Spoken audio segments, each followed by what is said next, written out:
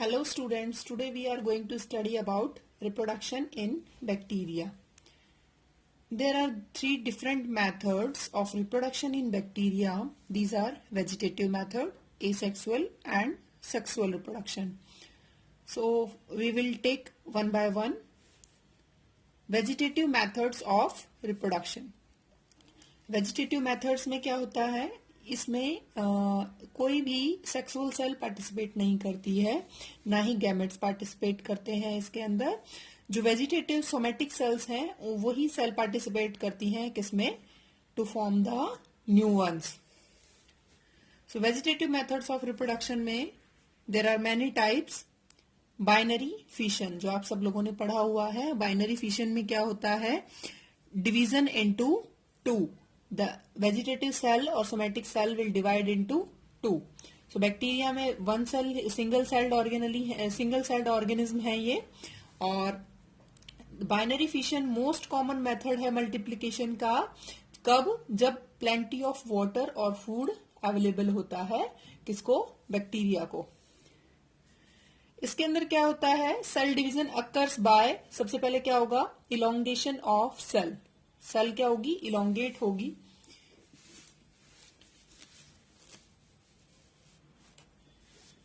Elongation of cell, cell elongate होगी इस तरीके से. देखिए ये सेल इलोंगेट हो जाती है bacterial cell. Then after that replication of DNA, DNA will replicate into two DNA. Replication में क्या होता है, जो पेरेंट डीएनए है उससे दो डीएनए बन जाते हैं, तो रेप्लिकेशन ऑफ डीएनए होता है. देन उसके बाद formation of new mesosome. Mesosome मैंने आपको बैक्टीरियल सेल के स्ट्रक्चर में बताया था. क्या होता है, एक वो स्ट्रक्चर जो किससे अटैच्ड होता है, न्यूक्लियाई से अटैच्ड होता है, न्यूक्लियोलाई से अटैच्ड होता है. ये देखो ये मीजोसोमल स्ट्रक्चर प्रेजेंट होता है, तो मीजोसोम भी दो बन जाते हैं. देन उसके बाद formation of centripetal septum. Centripetal septum क्या होता है, ये सेल इलोंगेट हुई, ठीक है. और जो इसका सेंटर है, जो ये सेल इलोंगेट हो गई, इस सेल के सेंटर में there is formation of a septa. Septa बनना स्टार्ट होगा कैसे, जो सेल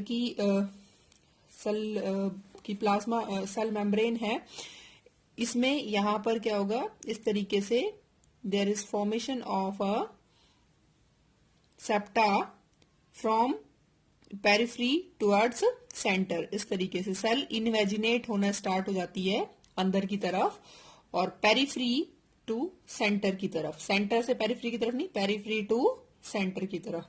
तो पेरिफ्री से सेंटर की तरफ जो सेप्टा बनता है उसको बोलते हैं सेंट्रीपीटल, और जो सेंटर से पेरिफ्री की तरफ बनता है उसको बोलते हैं centrifugal.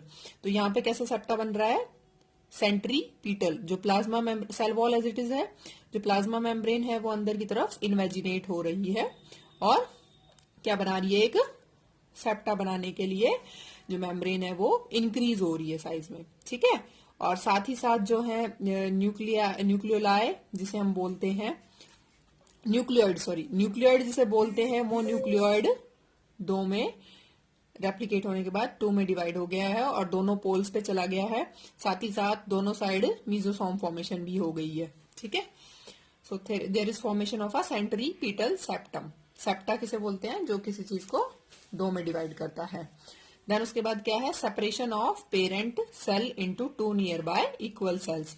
Near by equal cells क्यों, क्योंकि इसमें दोनों सेल्स बिल्कुल बराबर नहीं होती हैं. जैसे कि माइटोसिस के अंदर होती हैं इक्वल सेल्स, वैसे नहीं होती हैं. इनके अंदर क्या होता है, अप्रोक्सीमेटली इक्वल सेल्स बन जाती हैं. जैसे 98-99% दोनों में सिमिलैरिटी होती है साइज में, और बाकी डिफरेंस हो सकता है थोड़ा बहुत, ठीक है. So this is most common method of multiplication in bacteria in presence of plenty of water and food. जब उनके पास वाटर और फूड खूब अवेलेबल होता है तो बैक्टीरिया इस तरीके से डिवाइड होता है. और इस पूरे डिवीजन में कितना टाइम लगता है, 20 to 30 मिनट. तो इससे क्या होता है कि जो बैक्टीरियल सेल है बहुत जल्दी नंबर में इंक्रीज हो जाती हैं मल्टीप्लाई होके. सेकेंड मेथड है बडिंग. बडिंग में क्या होता है कि किसी भी पोलर एंड पे, at any polar end, bacterial cell wall become thin due to softening. जो बैक्टीरियल सेल वॉल है वो क्या हो जाती है, थिन हो जाती है कंपैरेटिवली जहां पर सेल वॉल प्रेजेंट है. और सेल वॉल जब थिन हो जाएगी तो उससे क्या होता है कि जो ये प्लाज्मा मेम्ब्रेन है this plasma membrane it comes out in form of a bud. Bud के फॉर्म में जो प्लाज्मा मेम्ब्रेन है वो बाहर आ जाती है। और साथ ही साथ क्या होता है कि जो ये बड आई है इसके अंदर यहाँ पे डीएनए रेप्लिकेशन भी होगा, और डीएनए रेप्लिकेट होकर कहाँ चला जाएगा, इस बड में ट्रांसफर हो जाएगा। धीरे धीरे दिस बड विल इलोंगेट, ठीक, and it elongates to a size of bacteria. एक बैक्टीरिया की सेल के जितना थोड़ा बड़ा हो जाता है, बट इस जो पेरेंट सेल है से छोटे रहते हैं, और ये इस तरीके से सेपरेट हो जाती है दो में। बट कभी कभी क्या होता है कि कुछ बैक्टीरिया के अंदर बडिंग में चेन भी बन जाती है, जैसे कि यीस्ट में प्रेजेंट होती है, ठीक है। So there is chain of buds, और जो हर एक ईच सेल है वो कैपेबल है किसकी, नई सेल बनाने का। So it is a small protuberance bulge out from here and it increases in size and it is called bud. So this is another method of vegetative reproduction in bacteria.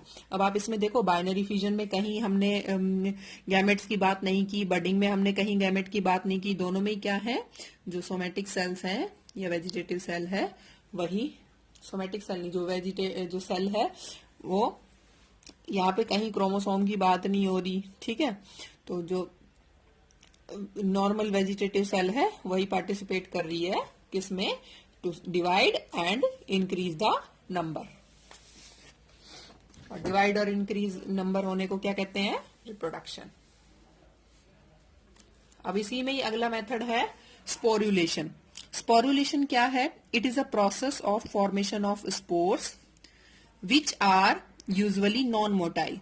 Sporulation में क्या होता है, there is formation of non motile spores. Spore जो होंगे वो motile नहीं बनेंगे, spore बन रहा है बट गैमेट्स नहीं बन रहे हैं, ठीक है। अब इसी स्पोरुलेशन के अंदर अलग अलग टाइप के स्पोर्स हैं, दो अलग अलग टाइप के, जो कि नॉन मोटाइल स्पोर्स हैं, उनके शेप के बेसिस पे। तो कोनिडिया क्या होते हैं, कोनिडिया ये देखो राउंड स्पोर्स हैं, thick walled. These are thick walled spores produced in chains by gram positive bacteria. gram positive bacteria में मोस्टली बनते हैं और ये thick walled होते हैं, ठीक है। जो कोनिडिया है वो राउंड होते हैं, नॉन मोटाइल होते हैं, with thick cell wall and reserve food plus DNA. Conidia इनके अंदर क्या होते हैं, राउंड होते हैं, सारे जितने भी बन रहे हैं स्पोरुलेशन में क्या बन रहे हैं, नॉन मोटाइल होते हैं, सेल वॉल थिक होती है, साथ ही साथ रिजर्व फूड मटेरियल और डीएनए होता है। तो ये क्या है, कैपेबल है डिवाइड होके नई सेल बनाने के।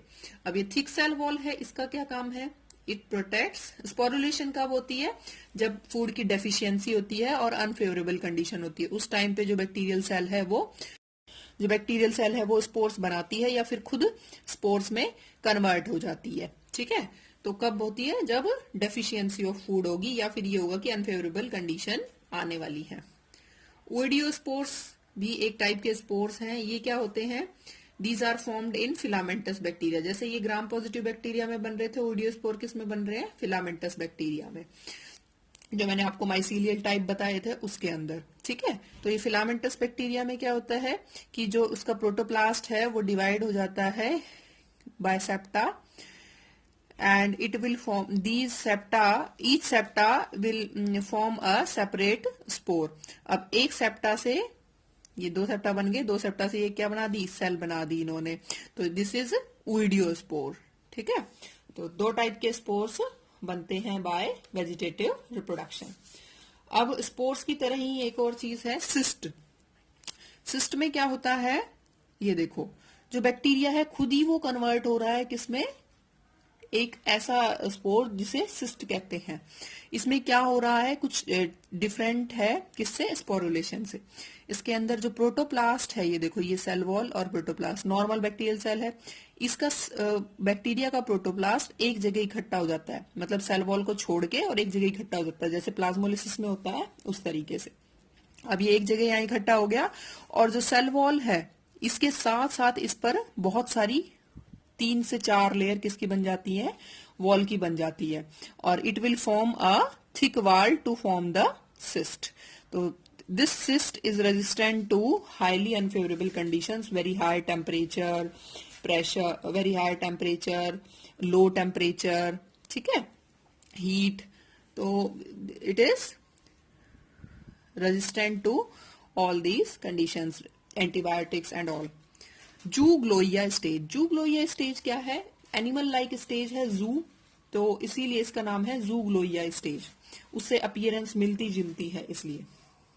ये बैक्टीरियल सेल है नॉर्मल, ठीक है, अरेंज्ड है रो की फॉर्म में, और यहाँ पे ये म्यूसिलेजिनस शीथ में सारी इकट्ठी है, ठीक। अब इसमें क्या होता है कि जो बैक्टीरियल सेल है वो आप कन्वर्ट हो रही है किसके अंदर? एंडोस्पोर्स में। एंडोस्पोर्स में क्या हो जाता है कि ये देखो ये सेल है, सेल वॉल है, और यहाँ पर जो प्रोटोप्लास्ट है वो इकट्ठा हो गया। It is endospore is different from cyst, ठीक है। वॉल का डिफरेंस होता है और थिकनिंग का डिफरेंस होता है। अब ये सारे एंडोस्पोर्स इस तरीके से इसी म्यूसिलेजिनस शीथ में अरेंज्ड है एक रो में, और जिस रो में जैसे ये अरेंज्ड है तो ये कैसा अपीयरेंस दे रहा है? एक एनिमल लाइक, जूग्लोइया, ठीक है। जूग्लोइया कोई एनिमल है, उससे एक एनिमल है जिसके जैसी इसकी अपीयरेंस आ जाती है बैक्टीरिया की। कब? जब इसमें एंडोस्पोर्स बनते हैं और रो में बनते हैं, तो उसको क्या बोलते हैं? जूग्लोइया स्टेज। इट प्रोटेक्ट, कब बनता है जूग्लोइया स्टेज में? जब प्रोटेक्ट करना हो डेसिकेशन से, क्योंकि इसमें म्यूसिलेज है तो ये ड्राई कंडीशंस में बैक्टीरिया के जो प्रोटोप्लास्ट है उसको प्रोटेक्ट करके रखता है। नेक्स्ट है गोनीडिया और स्वार्म सेल्स। गोनीडिया और स्वार्म सेल्स क्या होती हैं? स्वार्म किसके लिए वर्ड यूज हो रहा है? जो मोटाइल हो, जो मूव कर सकते हो, जिनके अंदर फ्लैजिला हो। तो यहाँ पे क्या है? ये मदर सेल थी बैक्टीरिया की, इसका प्रोटोप्लास्ट बहुत सारे पार्ट्स में डिवाइड हो गया, साथ ही साथ डीएनए भी रेप्लिकेट हो गया कई बार, और सब में क्या चला गया? डीएनए चला गया, ठीक है। अब इसी बैक्टीरिया की सेल वॉल के अंदर उसका प्रोटोप्लास्ट काफी सारे पार्ट्स में डिवाइड हो गया, और इसने बहुत सारी डॉटर सेल्स बना दी, जिन्हें क्या कहते हैं? गोनीडिया, जो कि गैमेट्स जैसा अपीयरेंस देती हैं, लेकिन गैमेट्स नहीं है, ठीक है। अब यही गोनीडिया अगर फ्लैजिला डेवलप कर लेते हैं तो इनको क्या कहते हैं? स्वार्म सेल्स, ठीक है। तो this is swarm cells, another method of reproduction. अब जैसे इसने बहुत सारी सेल्स बना ली तो हर एक सेल क्या कर सकती है? एक नया बैक्टीरिया बनाएगी।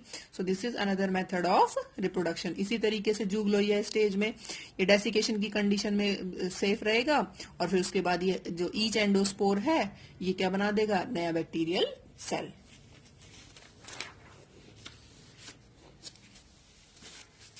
After vegetative reproduction, there is asexual methods of reproduction. asexual methods में क्या होता है?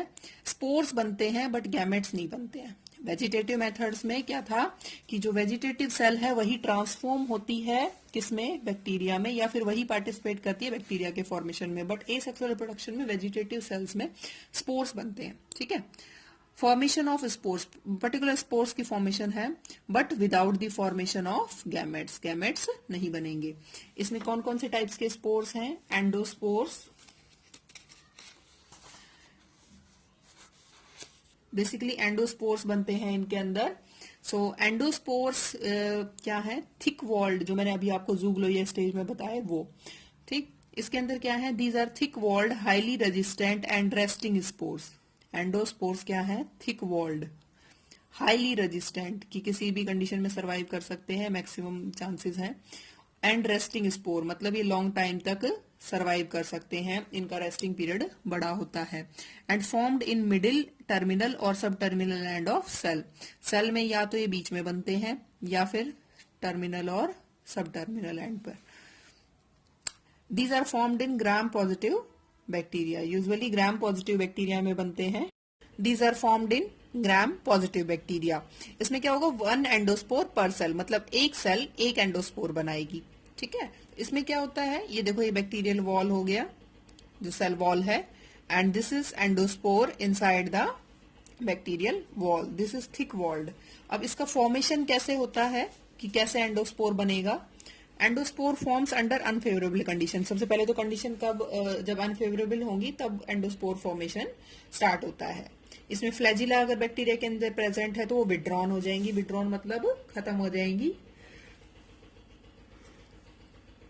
उसके बाद क्या होगा? जो प्रोटोप्लास्ट है along with DNA and reserve food, DNA और रिजर्व फूड के साथ जो प्रोटोप्लास्ट है वो it get turn into a mass, एक मास के फॉर्म में इकट्ठा हो जाएगा और एक्यूमुलेट हो जाएगा कहां पर, एक रीजन में, एक जगह इकट्ठा हो जाएगा ये सारा, ठीक है, to form the endospore, endospore बनाने के लिए।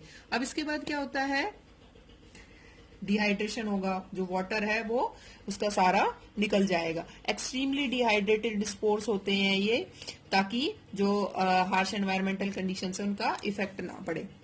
Release of thin core wall, और उसी वजह से क्या होते हैं ये लॉन्ग टर्म तक रेस्टिंग स्पोर्स की फॉर्म में प्रेजेंट रहते हैं।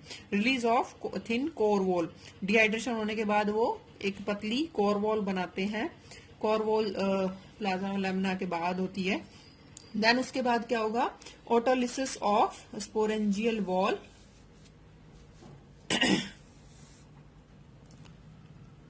And liberates the endospore. और कुछ टाइम बाद क्या होगा कि जो ये जो वॉल है इसे एक स्पोरेंजिया बोलते हैं, क्योंकि यहाँ पे एक स्पोर बन रहा है। स्पोरेंजिया एक ऑर्गन है हायर प्लांट्स में जिसमें स्पोर्स बनते हैं, तो यहाँ पर उससे कोरिलेट करके, क्योंकि यहाँ पर भी स्पोर बन रहा है, तो इसका वर्ड यहाँ पर स्पोरेंजिया दिया गया है। वैसे इसमें अलग से कोई स्पोरेंजिया नहीं बनते हैं, जो बैक्टीरियल सेल है वही स्पोरेंजिया की तरह एक्ट कर रही है। सो ऑटोलिसिस ऑफ स्पोरेंजियल वॉल, जो स्पोरेंजियल वॉल है, बैक्टीरियल वॉल है, वो ऑटोलाइसिस हो जाएगी, अपने आप ब्रेक डाउन हो जाएगी, और जो एंडोस्पोर बीच में बना है वो लिबरेट हो जाएगा, और एंडोस्पोर में थिक वॉल्स प्रेजेंट होंगी। अब स्ट्रक्चर कैसा होता है, जो एंडोस्पोर का स्ट्रक्चर कैसा होता है, एंडोस्पोर का structure it is thick walled. Thick walled कितनी, 4 लेयर्ड, 4 लेयर्स होती हैं। Exosporium, spore coat, cortex and core wall. Exosporium, spore coat, cortex and core wall, 4 walls हैं इसके अंदर। ये देखो, ये एंडोस्पोर दिखाई देता है ऐसा। इसके अंदर आप देखिए जो अंदर है it is DNA plasma lemma के अंदर, और ये रिजर्व फूड मटेरियल है इसके अंदर बहुत सारा, और यहाँ पे डिहाइड्रेटेड साइटोप्लाज्म है बहुत सारा, ठीक है। देन उसके बाद जो सबसे बाहर वाली होती है वो एक्सोस्पोरियम होती है, लूज होती है, एयर फील्ड कवरिंग होती है। देन उसके बाद स्पोर कोट होता है। स्पोर कोट काफी हार्ड है और वही रेजिस्टेंट है, it is made up of proteins. सबसे मेन रोल स्पोर कोट का ही होता है।